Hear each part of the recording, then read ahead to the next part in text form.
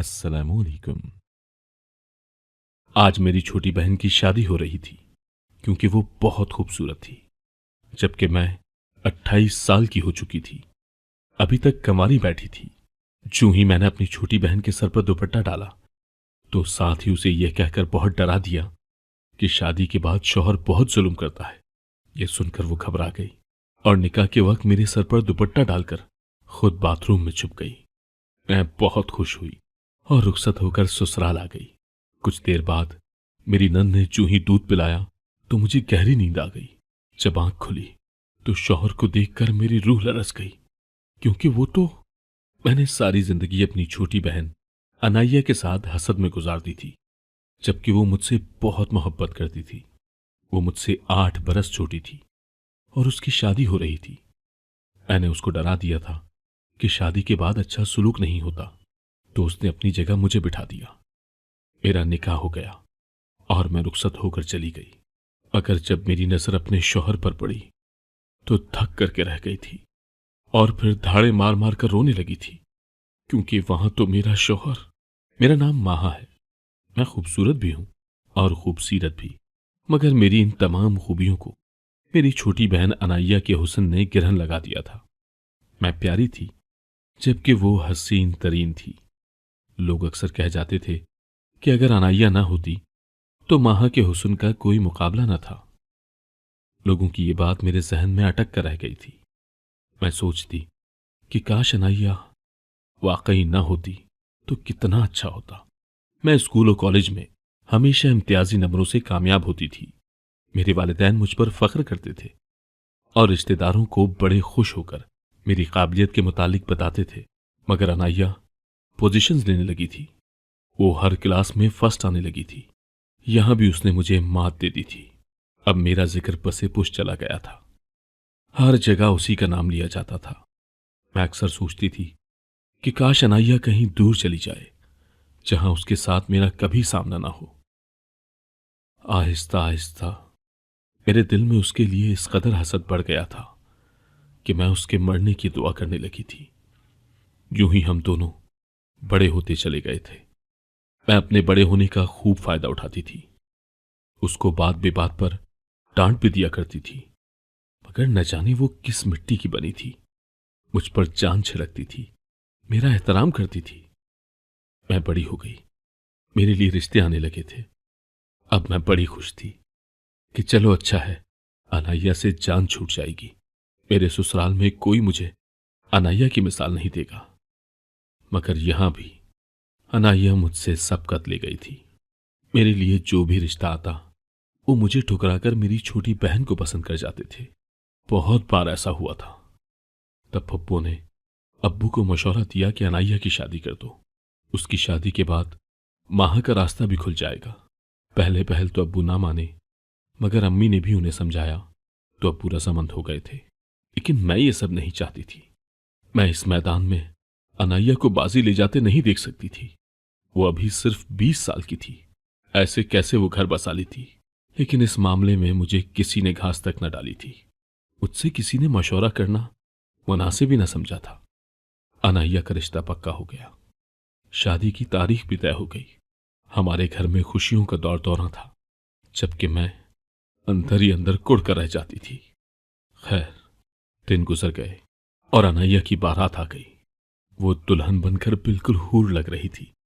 उस पर इतना रूप चढ़ा था कि लगता था 14वीं का चांद हो। मैं उसको देखती ही रह गई थी। अनाया बोली, क्या हुआ आपी, मैं अच्छी नहीं लग रही क्या? मैंने उसे गले लगा लिया और कहा, तुम तो दुनिया की हसीन तरीन दुल्हन हो, अगर मेरा दिल तुम्हारे लिए निहायत गमज़दा है। अम्मी अब्बू को तुम्हारे साथ ये जुल्म नहीं करना चाहिए था। तुम जानती हो क्या, छोटी उम्र की दुल्हनों पर शौहर बड़ा जुल्म करते हैं। उनको लगता है कि कम उम्र दुल्हन को मार पीट कर वो अपने सांचे में ढाल सकते हैं। यूं लड़की सारी उम्र के लिए ससुराल वालों की गुलाम बनकर रह जाती है। शादी की सही उम्र तो 25 बरस के बाद शुरू होती है। मेरी बातें सुनकर अनाया कांप सी गई थी। उसके चेहरे पर सर्दी फैल गई थी। वो बोली, आपी, अगर आपकी शादी हो जाए तो दूल्हा आपको भी मारेगा? मैंने तीर निशाने पर लगते देखा तो खुशी से झूम उठी थी। मैं बोली, नहीं अनाइया, ऐसा नहीं होता। मैं 28 बरस की हूं, दुल्हा मुझसे दबकर रहेगा। अनाइया ने जल्दी से अपने सर से उरूसी दुपट्टा उतारा और मुझे उड़ा दिया। वो बोली, बाजी, खुदा का वास्ता है, मेरी जगह आप रुखसत हो जाएं। मैं मारपीट नहीं सह पाऊंगी। मैं तो 25 बरस की उम्र में ही शादी करूंगी। मैं बहाने बनाने लगी। बोली, अनाइया, लोग क्या कहेंगे कि छोटी बहन का नसीब बड़ी बहन ने चुरा लिया। अनाइया बोली, आप ही दफा करें लोगों को, आप बस मुझे बचा लें। फिर मैंने भी हाँ कह दी और अनाइया मुझे उरूसी लिबास देकर खुद बाथरूम में जा छुपी थी। फिर निकाह वाले आ गए और मेरी शादी चौधरी बिलावल के साथ हो गई थी। मेरी तो खुशी का कोई ठिकाना ही ना था। दरअसल हम सफेद पोश लोग थे, मगर बाइज्जत थे, इसलिए मेरे लिए बहुत बड़े घर से रिश्ता आया था। मगर उन्होंने अनाइया को पसंद कर लिया था। मैंने चौधरी बिलावल की तस्वीर देखी तो उसकी असीर हो गई थी। मैंने सोचा कि अनाइया, तुमने मुझसे हमेशा हर चीज छीनी है, मैं तुम्हें अपनी मोहब्बत छीनने नहीं दूंगी। चौधरी बिलावल अपनी शानदार हवेली और करोड़ों की जायदाद का इकलौता मालिक था। मेरी सास मेरे पास आकर बैठी और बोली, बेटा, अपना हसीन चेहरा तो दिखा दो। मैंने नफी में सर हिलाया और जल्दी से बात बना दी कि अगर शौहर से पहले सास दुल्हन को देख ले तो बुरा शगुन होता है। मेरी सास डर गई थी। यूं रुखसती तक किसी ने मुझसे मेरा चेहरा देखने की फरमाइश नहीं की थी। मैं चौधरी बिलावल की सेज सजा कर बैठी थी। मैं बड़ी खुश थी। कमरे का दरवाजा खुला और मुझे ट्रॉली घसीटने की आवाज आने लगी। मैं घूंघट करके बैठी थी। सोचा कि मुलाजमा खाने पीने की अशिया लाई होगी। मेरा तो दिल बाग बाग हो गया था कि अब मैं इस हवेली की चौधराइन बनकर रहूंगी। मुलाजमाएं मेरे आगे पीछे फिरेंगी। तब मुझे चौधरी बिलावल की आवाज सुनाई दी थी। वो बोले, अनाइया, कैसी हैं आप? ट्रॉली के पहियों की आवाज मेरे करीब हुई तो मैंने सर उठाकर जो मंजर देखा, मेरा तो सर चकरा गया था। खूबरू और हसीन तरीन चौधरी बिलावल अपनी व्हील चेयर घसीटता हुआ आगे बढ़ रहा था। मेरे कानों में साए साए होने लगी थी। मैंने घूंघट उतार कर फेंका था। बिलावल मुझे देखकर शजदर रह गया। वो बोला, आप कौन हैं? अनाइया किधर है? मैं बोली, चौधरी बिलावल, तुम लंगड़े हो? तुम माजूर हो? यूं सारी जिंदगी व्हील चेयर पर गुजारोगे? हम दोनों की हालत देखने के काबिल थी।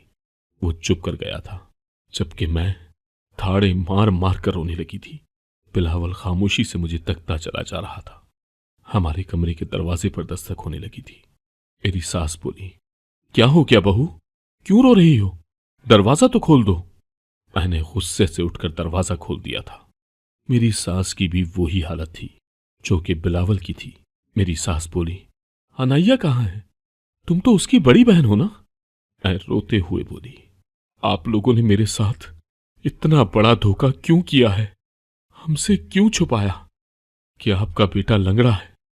मेरी सास गुस्से से तनफन करती आगे बढ़ी और मेरा बाजू दबोच कर बोली, धोखा तो तुम लोगों ने किया है। हीरा दिखाकर कोयला थमा दिया। तुम्हें तो मैं देख लेती हूं। मेरी सास मुझे बाजू से पकड़कर बाहर ले जाने लगी तो बिलावल बोला, अम्मी, 1 मिनट रुक जाएं। मैंने आपसे कहा नहीं था कि मेरी शादी से पहले आप लड़की वालों को मेरी हकीकत बता देंगी, उनसे कुछ नहीं छुपाएंगी। आपने सच नहीं बताया ना? आपने धोखाधड़ी से काम लिया ना? अब आपके साथ भी वैसा ही धोखा हो गया है, तो वावेला मत मचाएं, जाएं यहां से।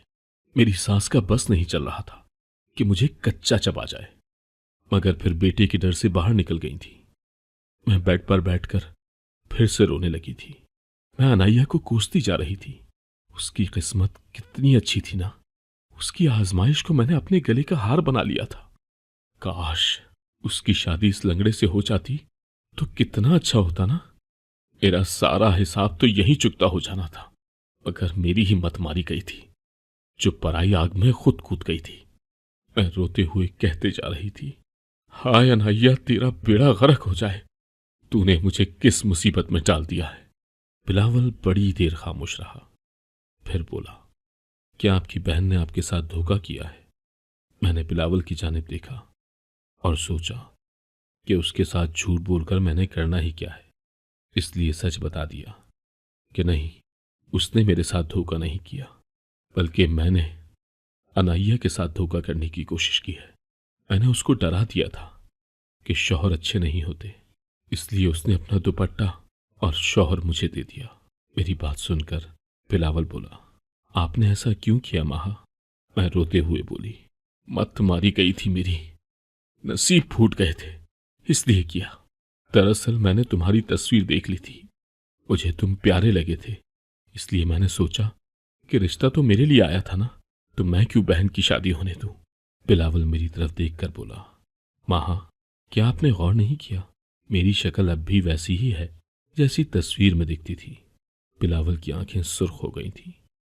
वो गमगीन लग रहा था, लेकिन मुझे उसकी कोई परवाह नहीं थी। मेरे साथ जो जुल्म हुआ था मेरे लिए तो वो ही बहुत था। पीछे मेरे मायके में भी कोहराम बरपा था कि अनाइया की जगह माहा क्यों रुखसत हो गई।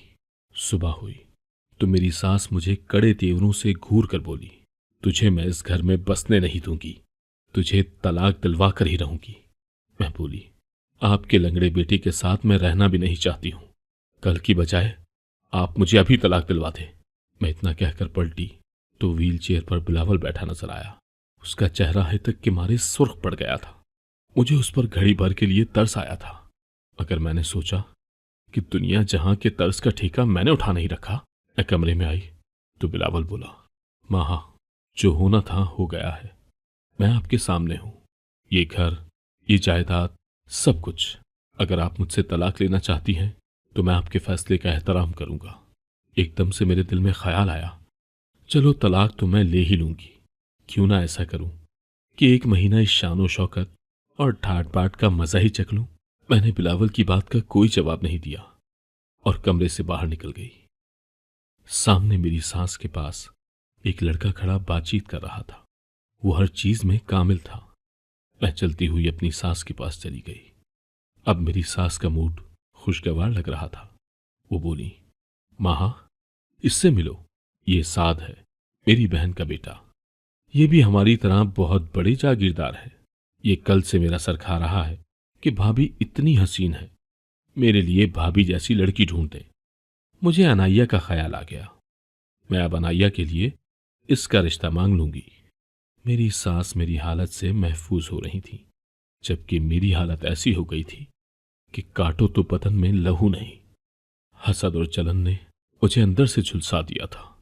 मैं अपने कमरे में आकर तोड़फोड़ करने लगी थी, जबकि बिलावल मुझे बेबसी से देखता रह गया था। मैंने भी सोच लिया था कि मैं अनाइया से उसका नसीब छीन कर ही रहूंगी। मैं साद को उससे छीन लूंगी। इसलिए मैंने साद के साथ दोस्ती करने की ठान ली थी। एक शाम मैंने साद को लॉन में बैठा देखा तो जल्दी जल्दी उसके पास जाकर बैठ गई और बोली, अगर आप इजाजत दें तो मैं यहां बैठ जाऊं। साद ने मुस्कुराकर सर हिला दिया था। मैं बैठते ही रोने लगी थी। वो बौखला गया और बोला, क्या हुआ भाभी? मेरे रोने में और शिद्दत आ गई थी। मैं बोली, साद आज के बाद मुझे भाभी मत कहना, मुझे इस रिश्ते से नफरत है। मैं तुम्हारे कजन को शौहर ही तस्लीम नहीं कर पाई, तो भाभी क्यों कर हुई? मेरा नाम माहा है, मुझे माहा कहकर पुकारो। साद हैरान तो हुआ, मगर फिर बोला, माहा कहिए, क्या हुआ है आपको? रो क्यों रही हैं आप? मैंने अपनी दुख भरी दास्तान साद को सुना दी थी। मैं बोली, मेरे साथ बड़ा जुल्म हो गया है, मैं इस तरह के अपाहिज इंसान के साथ नहीं रह सकती। साद मुझे दिलासा देता रहा था। मैं कमरे में गई तो बिलावल बड़ी गहरी नजरों से मुझे देख रहा था। वो बोला, माहा एक बात कहूं? मैंने सर हिला दिया तो वो बोला, साद से दूर रहो, वो बिल्कुल भी अच्छा लड़का नहीं है। मैं इस्तहजाइया अंदाज में हंसकर बोली कि वो कम से कम अपाहिज तो नहीं है ना। बिलावल खामोश हो गया था। मैं सोने के लिए लेट गई थी। आधी रात मेरी आंख सिसकियों की आवाज से खुल गई थी।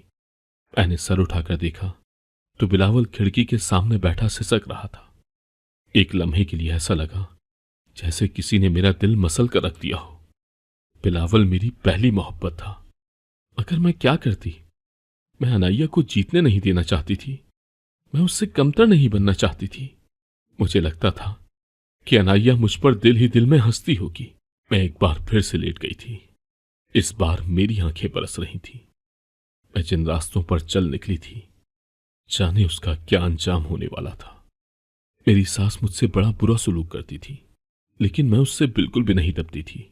मैं भी टका सा जवाब दे देती थी। एक दिन मैं अपनी सास के कमरे के पास से गुजरी तो मुझे बिलावल की आवाज सुनाई दी। वो मेरा नाम ले रहा था। मैं ठिठक कर रुक गई थी। बिलावल बोला, अम्मी, मैं कितनी बार कह चुका हूं कि आप मेरी बीवी के साथ बुरा सलूक मत किया करें। वो इस हवेली की बहू है। मैं उसको उसका मकाम दिलाकर ही रहूंगा। मेरी सास बिगड़ कर बोली, वही बीवी जो तुम्हारा नाम लेना भी पसंद नहीं करती, बल्कि तुम्हें अपाहिज अपाहिज कहकर पुकारती है। मैं तो कहती हूं उसको तलाक देकर चलता करो। मुझे डर है कि वो साथ को भी अपने जाल में फंसा लेगी। बिलावल एकदम बिगड़ गया और बोला, खबरदार, जो आज के बाद आपने मेरी बीवी के मुतालिक ऐसी जबान इस्तेमाल की हो। मैं अपने कमरे में आ गई थी। मेरे कमरे के दरवाजे पर दस्तक हुई तो मैं उठकर दरवाजे तक गई। सामने साथ खड़ा था, हशाश बशाश सा, मुस्कुराता हुआ साथ। वो बोला, मां, आ जाओ, कहीं सैर पर चलते हैं। मैंने नफी में सर हिला दिया। मैं बोली, मेरी तबीयत ठीक नहीं है। मेरी आंखों से आंसू बह रहे थे। मुझे अपने रवैये पर बड़ा दुख हो रहा था। मैंने बिलावल के साथ क्या किया और वो किस तरह अपनी मां के सामने मेरे लिए डटा हुआ है। जो भी था, लेकिन मैं अभी भी बिलावल से मोहब्बत करती थी। बिलावल रात गए कमरे में लौटे तो मुझे यूं अंधेरे में लेटा देखकर परेशान हो गए थे। वो बोले, क्या बात है मां, तबीयत तो ठीक है ना? मैं एकदम से उठी और बिलावल के कदमों में जाकर बैठ गई और बोली, खुदारा मुझे माफ कर दे। मैं तो आपसे मोहब्बत करती हूं। ये सब कुछ मैंने अपनी बहन की दुश्मनी में किया था। बिलावल जख्मी हंसी हंसकर बोला, एक अपाहिज इंसान के साथ हमदर्दी तो की जा सकती है, अगर मोहब्बत नहीं की जा सकती। मैं रो दी थी। मैंने सोच लिया था कि मैं अपनी मोहब्बत से बिलावल का दिल जीत लूंगी, उसके दिल से हर बदगुमानी को दूर कर दूंगी। अब बिलावल के सभी काम मैं अपने हाथों से करने लगी थी। बिलावल नाना करता रह जाता था। साथ भी कई बार मेरे पास आया और बोला, मां, तुम मुझे वक्त नहीं देती तो कुछ भी अच्छा नहीं लगता। तुम इस हकीकत से नजरें चुरा नहीं सकती कि एक मासूर इंसान तुम्हें कुछ भी नहीं दे सकता। मैंने साथ को बुरी तरह से झिड़क दिया था। मैं बोली, आज के बाद तुम मुझे भाभी कहा करो। साथ खामोश होकर चला गया था। अगर वो बार बार मेरे पास आता, यूं जाहिर करता जैसे मैं ही उसका सब कुछ हूं। अगर मैंने खुद पर जबर किया था। मेरी सास मेरे पास आई और बोली, मां, मैं साथ के लिए अनाया का हाथ मांगना चाहती हूं। अनाया कितनी खुश रहेगी ना साथ के साथ। मगर तुम दिल छोटा मत करना, क्योंकि नसीब अपना अपना होता है। तुम अनाया के हिस्से की खुशियां उससे छीन नहीं सकती। इतना कहकर मेरी सास चली गई थी, जबकि मैं ये सोचती रह गई कि मेरी सास मुझे क्यों उकसा रही है। वो ऐसी बातें क्यों करती है जिससे मुझे तैश आ जाए और मैं सब कुछ तहस नहस कर दूं। मैं अपने जज्बात दबा जाया करती थी। बिलावल के सभी काम अब मैं खुद करती थी। बिलावल की दवाइयों का इंतजाम भी मैंने अपने हाथ में ले लिया था। मगर ये देखकर तंग रह गई कि बिलावल को बहुत भारी मिकदार में दवा दी जाती थी। 10-10 गोलियां एक वक्त में खिलाई जाती थी। मुझे बड़ी हैरत हुई थी, मगर मैं चाहती थी कि बिलावल ठीक हो जाए, इसलिए दवा देने में कोताही नहीं बरतती थी। एक दिन मेरी सास को पता चला कि अब बिलावल को दवा मैं देने लगी हूं, तो मेरी सास आग का शोला बन गई थी। उसने चीख चीख कर पूरी हवेली सर पर उठा ली थी। मेरी सास कह रही थी कि मां मेरे बेटे से जान खुलासी के लिए उसे मार देगी। बिलावल भी भड़क उठा था। वो बोला, आप मेरी बीवी पर इस तरह के इल्जामात मत लगाएं। शाम में बिलावल ने मुझसे दवा मांगी तो मैंने इनकार कर दिया। मैंने कहा, आज से आपको मुलाजमा ही दवा दिया करेगी। मगर बिलावल सख्ती से बोला कि मां, मुझे दवा तुम्हारे हाथ से ही खानी है। मैं बिलावल को दवा खिलाकर फारिग हुई। बिलावल कांपने लगा था। मैं डर गई तो उसने दिलासा दिया कि फिक्र न करो, दवा के बाद मेरी यही हालत हो जाती है। मुझे बहुत हैरत हुई थी और अब कुछ शक भी होने लगा था। इसलिए सुबह होते ही मैं अपनी सास से छुपकर बिलावल को गाड़ी में बिठाकर अस्पताल ले गई थी। मैंने बिलावल की दवाइयां दिखाकर डॉक्टर से पूछा, ये किस लिए है? डॉक्टर बोला, ये दवा तो टांगों की शरियानें कमजोर करने वाली है। ये तो इंसान को माजूर बनाने वाली दवा है। इस दवा की तो खरीदो फरोख्त पर भी पाकिस्तान में पाबंदी है। फिर ये आपने कहां से ले ली? मैं और बिलावल तो सख्ते में ही आ गए थे। वापसी पर भी हम खामोश ही रहे। शाम गहरी हो गई तो मैंने बहाने से अपनी सास को कमरे में बुला लिया। वो जैसे ही कमरे में दाखिल हुई, मैंने उन्हें धक्का दिया और बेड पर गिराकर अपने दुपट्टे से सास को बांध दिया था। मैंने पानी वाली बोतल उठाई और पानी सास पर उंडेल कर कहा कि इसमें मिट्टी का तेल है। फिर मैंने माचिस दिखाकर कहा, मुझे आज सब कुछ सच बता दें कि आपने बिलावल को माजूर क्यों किया, नहीं तो मैं आपको जलाकर राख कर दूंगी। बिलावल सामने बैठा सारी कार्रवाई देख रहा था। अगर खामोशी रहा। मेरी सास शदीद डर गई थी। वो बोली, बिलावल जानता ही है कि वो मेरी सगी औलाद नहीं है। मैंने बिलावल के बूढ़े बाप से शादी महज पैसे के लिए की थी, मगर उस बूढ़े ने मरते वक्त सारी जायदाद अपने बेटे के नाम लगा दी थी। मैं इतनी जल्दी हार मानने वाली नहीं थी। इन्हीं दिनों मुझे साद से मोहब्बत हो गई थी। साद मेरी बहन का बेटा नहीं बल्कि मेरा आशिक है। हम दोनों ने सोच रखा था कि बिलावल को माजूर करके रास्ते से हटा देंगे और इल्जाम बिलावल की बीवी पर आ जाएगा कि वो अपाहिज शौहर को मार गई है। यूं सारा पैसा हमारा हो जाता और हम शादी कर लेते। सांप भी मर जाता और लाठी भी ना टूटती। मगर मां, तुम बहुत तैयार निकली। अगर तुम्हारी जगह अनाया इस घर में आती तो वो कभी इस रास्ते तक ना पहुंच पाती। अपनी वालिदा की सारी बात सुनकर बिलावल ने पुलिस को फोन करके बुला लिया था। उसने अपनी सौतेली मां और साथ को पुलिस के हवाले कर दिया था। सबूत के तौर पर उसने अपनी मां की रिकॉर्डिंग पुलिस को सुना दी थी। बिलावल रोने लगा था। वो हैरान था कि कोई इतना कैसे गिर सकता है। बिलावल की बीमारी पकड़ी गई थी। हमने अमेरिका जाकर बिलावल का इलाज शुरू कर दिया था। डॉक्टर पुरुमीद थे। वो बेहतर हो रहा था और अब तो थोड़ा बहुत चलने भी लगा था। अमेरिका के अस्पताल में बैठकर मैंने अनाया को माफ कर दिया था। वो बहुत मासूम थी। उसका तो कोई कसूर था ही नहीं। मैंने जैसे ही अनाया को माफ किया, मेरे दिल को सुकून हो गया था। अब मैंने और बिलावल ने एक नई और खुशहाल जिंदगी का आगाज कर लिया था। अगर आपको आज की कहानी पसंद आई है तो वीडियो को जरूर लाइक कीजिएगा और अपने दोस्तों के साथ भी शेयर कीजिएगा। और हां, अगर आपने अभी तक हमारा चैनल सब्सक्राइब नहीं किया तो जरूर सब्सक्राइब करें। मिलते हैं कल एक नई और दिलचस्प कहानी के साथ। अल्लाह हाफिज।